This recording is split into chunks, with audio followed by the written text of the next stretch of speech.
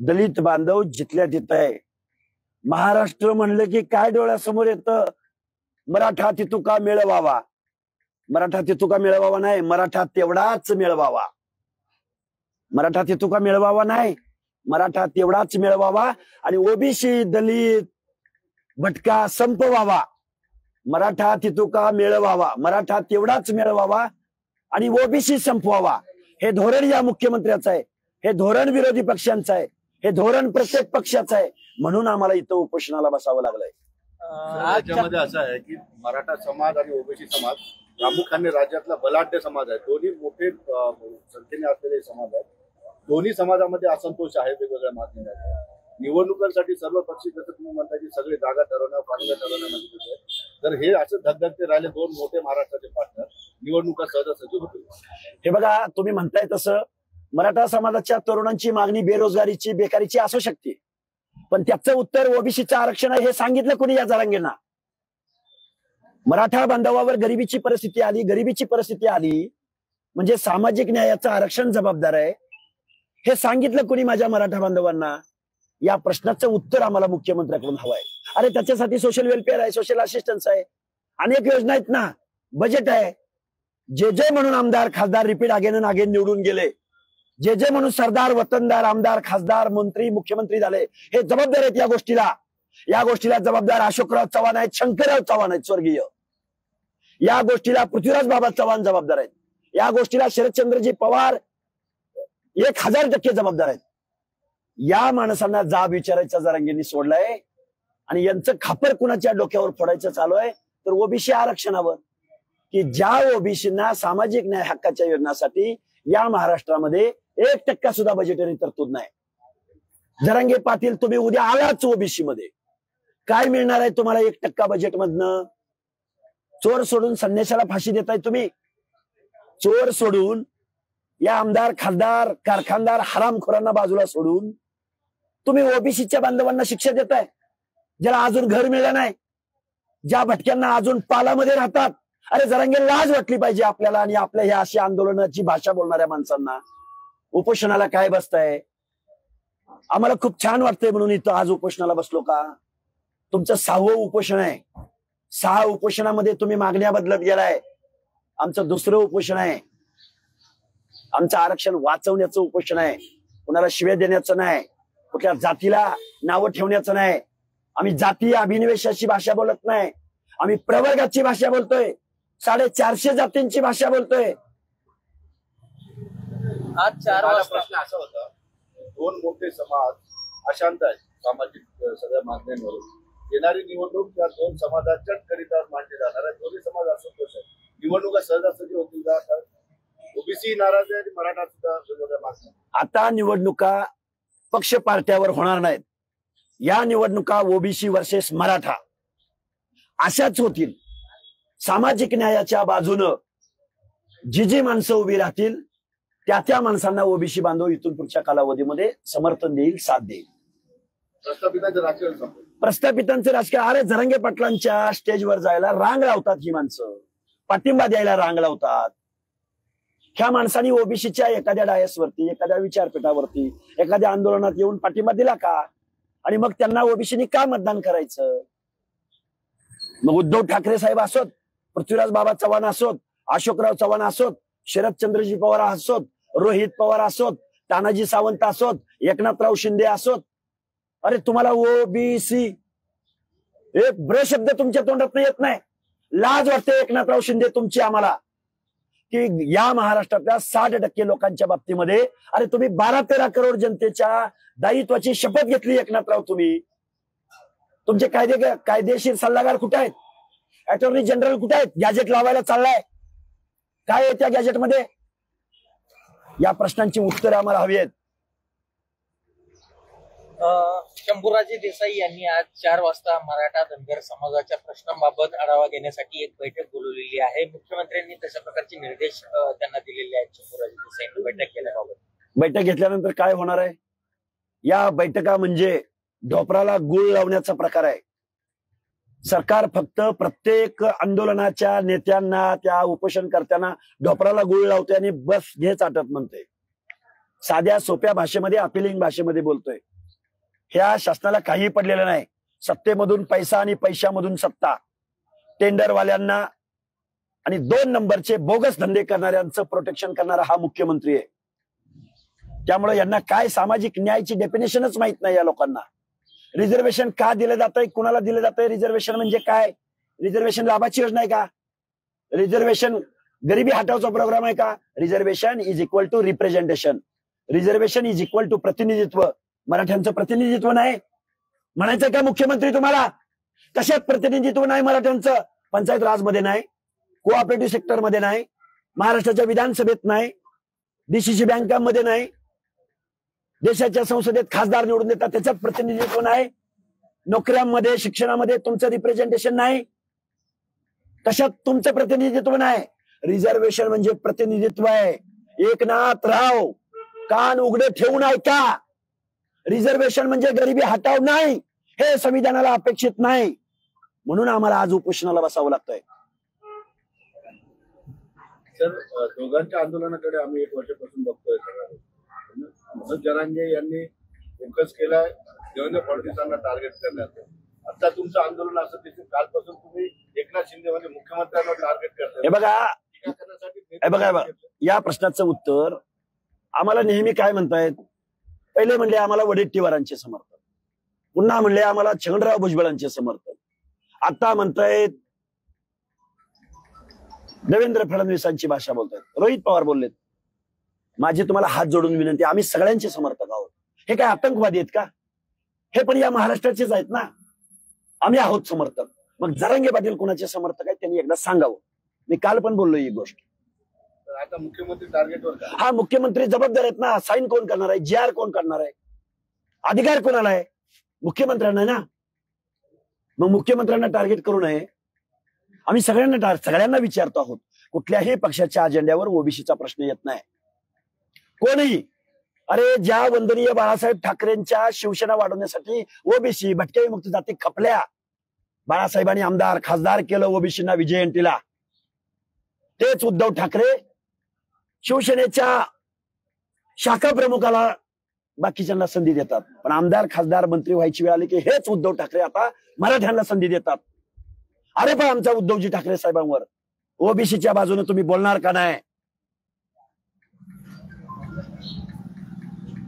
शिवसेनेमध्ये ओबीसीला डावललं जातो असं तुमचं म्हणणं आहे? शिवसेना फक्त झेंडे लावायला, शिवसेना फक्त गमजा गळ्यात घालायला, शिवसेना फक्त दसरा मेळाव्याला गर्दी करून त्या दसरा मेळाव्याला तिथं जायला. पण आमदार खासदार व्हायची वेळ आली की तुझ्याकडे पैसे आहेत का, तुझ्याकडे 20 कोटी रुपये आहेत का, काय चाललंय राव? हे वंदनीय बाळासाहेब ठाकरेंचे हे विचार होते का?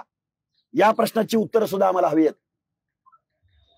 एकनाथ शिंदे असोत किंवा अजून कोणी असोत, फक्त महाराष्ट्र वरबाडून खायचा एक टोळी निर्माण झाली महाराष्ट्रामध्ये निवडणुका जिंकणाऱ्यांची. पण सर्वसामान्य माणसांचे ओबीसीचे प्रश्न मात्र जिथल्या तिथं आहेत. कालपासून आम्ही इथं उपोषणाला बसलो. आम्हाला काही हौस नाही उपोषणाला बसायची, परंतु गेल्या 2020 पासून सातत्यानं ओबीसीवर जो होणारा अन्याय, सरकार कुणाचेही असो, परंतु ओबीसीच्या पाठीत खंजीर खुपसण्याचं वारंवार आम्हाला प्रत्यय आलेला आहे. गेल्या 2020 पासून ओबीसीचे स्थानिक स्वराज्य संस्थेतलं आरक्षण घालवण्याचं काम या सर्वच प्रस्थापित मंडळीने केलेलं आहे. ज्यामध्ये महाविकास आघाडीचं सरकार होतं, आता महायुतीचं सरकार आहे. यांनी कुठेही कोर्टामध्ये आरक्षण वाचवण्यासाठी किंवा आरक्षण पूर्वत करण्यासाठी प्रयत्न केलेला नाही. आणि 2020 पासून आज 3.5-4 वर्ष होत आलेत की स्थानिक स्वराज्य संस्थेच्या निवडणुका होत नाहीत. कुठंतरी ओबीसीचे प्रतिनिधी छोट्या छोट्या सभागृहात जाऊ लागले. ग्रामपंचायत असेल, पंचायत समिती असेल, जिल्हा परिषद असेल, नगरपालिका असेल, महानगरपालिका असेल, यामध्ये जायला आमची प्रतिनिधी सुरुवात झाली आणि यांच्या पोटात दुखायला सुरुवात झाली. आणि यांनी आमच्या प्रतिनिधी काही दिवस गेले आणि त्यांना कुठेतरी राजकारण कळायला लागलं आणि प्रतिनिधित्व करायचं कळायला लागलं की यांनी षडयंत्र करायला सुरुवात केलं. तेव्हापासून यांनी आजपर्यंत आमचं 4.5 वर्ष होत आलेत की ओबीसीचं आरक्षण पूर्वत होऊन दिलं नाही. आणि नंतर लगेच नव्यानं काय सुरू केलं, ओबीसी मधून आरक्षण मागण्याला सुरुवात झाली. ओबीसी मधून आरक्षण का मागायचंय? आज यांना ईडब्ल्यूएस मध्ये आरक्षण आहे, एससीबीसी मधून सुद्धा आरक्षण मिळतंय, ओपन मध्ये सुद्धा त्यांना आरक्षण म्हणजे राखीवच आहे ना. परंतु ओबीसीच्या हक्कांच्या जागा लाटण्यासाठी हा मोठा डाव आहे आणि यामध्ये कुठलाही एक पक्ष नाही, सर्वच पक्षातील जबाबदार मराठा प्रस्थापित मोठे नेते यामध्ये समाजात भांडण लावायचं आणि ओबीसींना संपूर्ण संपुष्टात आणण्याचं काम या सर्वांनी ठरवलेलं आहे. आज संध्याकाळी 4 वाजे सुमार शंभूराज देसाई यांच्या अध्यक्षतेखाली एक बैठक होणार आहे मंत्रालयामध्ये. त्यामध्ये मराठा समाज असेल किंवा धनगर समाज आणि इतर ज्या समाजाचे प्रश्न प्रलंबित आहेत त्यावरती ती चर्चा होणार आहे. हे शंभूराज देसाई मंत्री आहेत ना, यांच्याकडे फक्त म्हणजे गुळाची जी काय ढेप म्हणते ग्रामीण भाषेत ती त्यांच्याकडे देऊन ठेवली. ते त्यांच्या याला गुळ लावायचा आणि प्रत्येक आंदोलन कोणी करत असेल त्याला आपलं गुळ दाखवण्याचं काम करायचं आणि चालढकल करण्याचं काम करायचं. परंतु ते मराठा आंदोलकांकडे जास्त जाणीवपूर्वक लक्ष देण्याचं काम शंभूराज देसाई असतील, एकनाथ शिंदे असतील आणि या राज्यातील विरोधी पक्षातील नेते शरद पवार साहेब असतील, रोहित पवार असतील, ह्या घनसावंगी मतदारसंघाचे आमदार असतील, यांनी हे पूर्ण आंदोलन सुरू करून समाजामध्ये वाद निर्माण करण्याचं काम केलेलं आहे. आज जो समाज एका खांद्याला खांदा लावून आजपर्यंत काम करत होता त्या समाजाला एकमेकाच्या तोंडाकडे पाहायची सुद्धा इच्छा राहिलेली नाही, अशी परिस्थिती या 2-5 लोकांमुळे या राज्यामध्ये झाली. जो फुलेशाह आंबेडकरांचा महाराष्ट्र आपण आज म्हणत आलो, जो म्हणजे पुरोगामी महाराष्ट्र म्हणत आलो, ते पुरोगामित्व यांनी संपून टाकलेलं आहे. कुठंतरी जरांगींच्या नादी लागून जरांगीच्या इशाऱ्यावर एकदम बालिश आणि झुंडशाही निर्माण करणारं राज्य आणि शिव्यांचं राज्य. खरं तर या महाराष्ट्राला भारत सरकारनं शिव्यांचं राज्य म्हणून पुरस्कार दिला पाहिजे, कारण आजपर्यंत या महाराष्ट्रानं कधी शिव्या शाप असा पाहिलेला नव्हता. तो आता मागच्या 10-12 महिन्यापासून आपण पाहत आलो. मुख्यमंत्री एकनाथ शिंदे यांवरती तुम्ही अविश्वास दाखवतात आणि मागणी देखील करतात, मग तुमचा विश्वास आहे तरी कुणावर? हे बघा, याला जबाबदार पूर्ण मुख्यमंत्री आहेत. या आंदोलन एकनाथ शिंदे यांनी सुरू केलेलं आहे, ज्यामध्ये पुन्हा तुतारी गटाचे अनेक आमदार खासदार यांनी जरांगे यांना आंतरवाली सराटीत जाऊन पाठिंब्याचे पत्र, ते ओबीसीतूनच आरक्षण द्यावं असे पत्र दिले. त्यांना लाजा वाटल्या पाहिजे, त्यांना ओबीसीने मतदान केलं नाही का, या मतदारसंघातल्या आमदारांना सुद्धा लाज वाटली पाहिजे, रोहित पवारांना सुद्धा लाज वाटली पाहिजे, शरद पवार साहेबांना सुद्धा लाज वाटली पाहिजे, कारण त्यांनी तिथं जरांगींना जाऊन भेटी देतात. ठीक आहे, लक्ष्मण हाके आणि नवनाथ वाघमारेंना तुम्हाला भेट द्यायची नसेल तर नका देऊ, परंतु तिथं धनगर समाजाचं आंदोलन सुरू होत असेल, एससी समाजाचं आंदोलन सुरू होत असेल, ओबीसीचे काही दुसरे आंदोलन करत असेल, तिथं तरी जाऊन भेट दिली पाहिजे. यांना फक्त मराठा समाजाच्या आंदोलकांना भेटी द्यायच्या, मराठा समाजाच्या आंदोलकांचेच हाक ऐकू येते, ओबीसींची हाक ऐकू येत नाही. आता विधानसभा जवळ आलेत, ओबीसींच्या कडे तुम्ही आता कोपराला म्हणजे ढोपराला गुळ लावून ओबीसी कडे तुम्ही येतात, पण ओबीसीने आता तुम्हाला ओळखलेलं आहे. येणाऱ्या काळात एकनाथ शिंदे असतील, शरद पवार साहेब असतील आणि काँग्रेसमधले पृथ्वीराज चव्हाण असतील, भाजपचे अशोक चव्हाण असतील, पृथ्वीराज चव्हाण, अशोक चव्हाण साहेब असतील, म्हणजे मुख्यमंत्री राहिलेले जबाबदार माणसं सुद्धा जरांगीला रातोरात जाऊन भेटण्याचं काम करतात आणि त्यांना लाज वाटली पाहिजे. या राज्याचं तुम्ही पुरोगामी म्हणणाऱ्या महाराष्ट्राचं तुम्ही मुख्यमंत्रीपद भूषवले, संविधानानं तुम्हाला सर्वांना सारखा न्याय देण्याचं जबाबदारी दिली असताना असं पद भूषवलेले माणसं सुद्धा जरांगीला भेटून जर जातीवादाचं जर बीज पेरत असतील तर येणाऱ्या काळात या महाराष्ट्रात जातीवादच दिसणार, दुसरं काय दिसणार आहे? निवडणुकामध्ये सुद्धा तुम्हाला जातीवाद शिवाय दुसरं काही दिसणार नाही येणाऱ्या काळात. काही ओबीसी नेते देखील जरांगे पाटलांना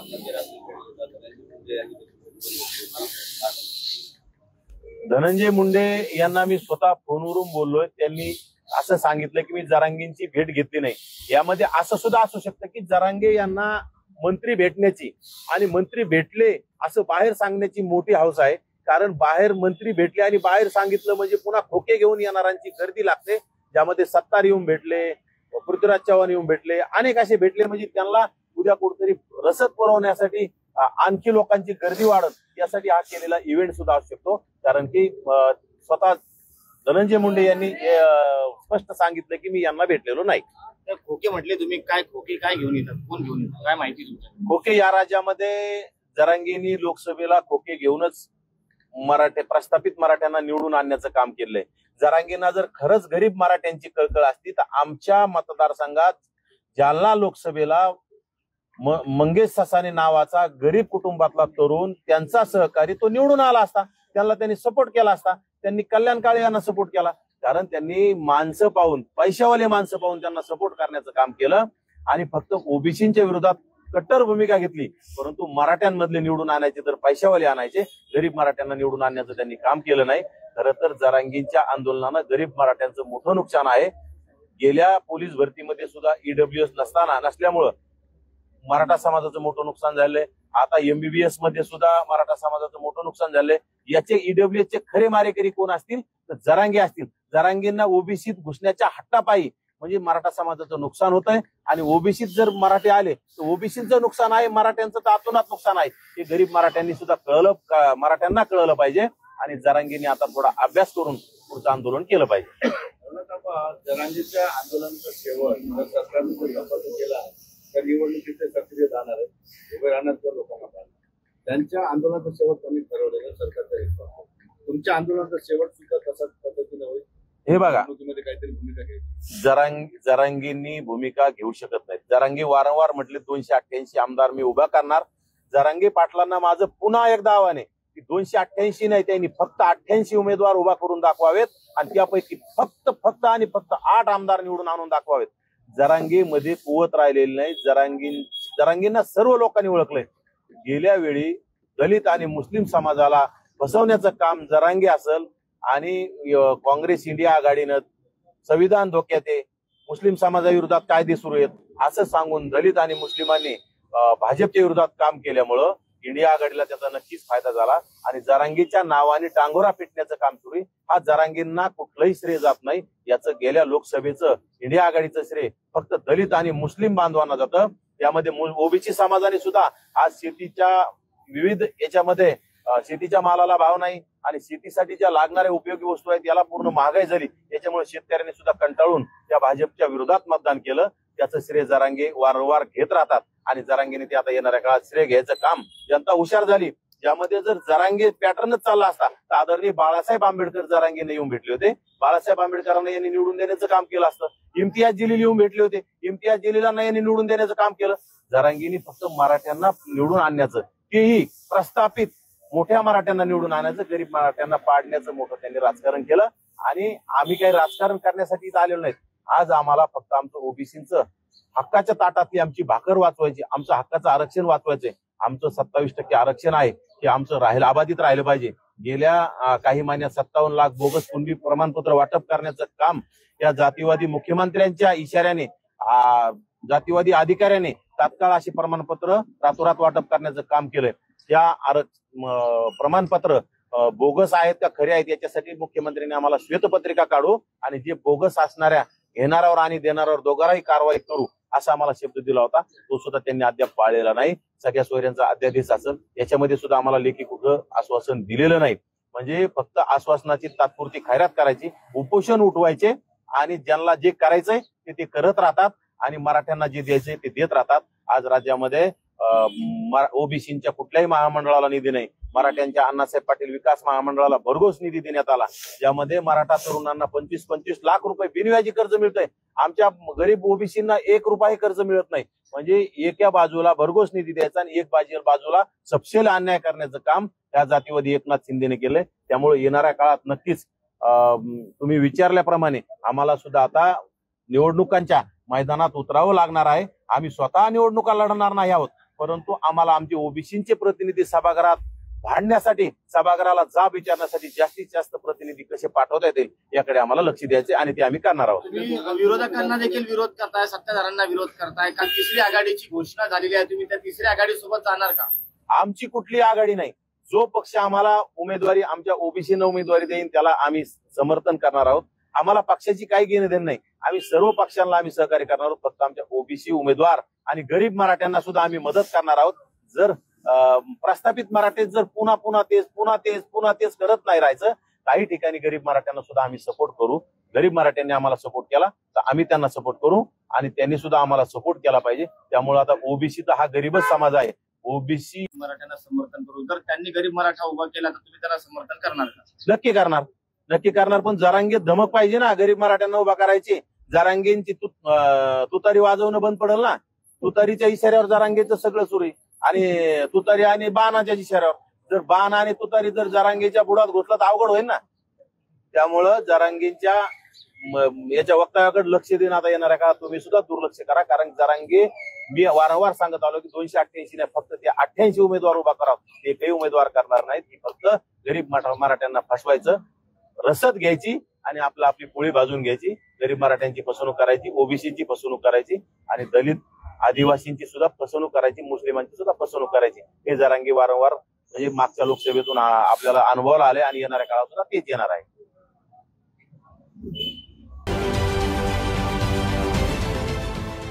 देश विदेशातील प्रत्येक घडामोडींचे लाईव्ह अपडेट मिळवण्यासाठी आता साम टीव्हीच्या सर्व सोशल मीडिया प्लॅटफॉर्मला लाईक, फॉलो आणि सबस्क्राईब करा.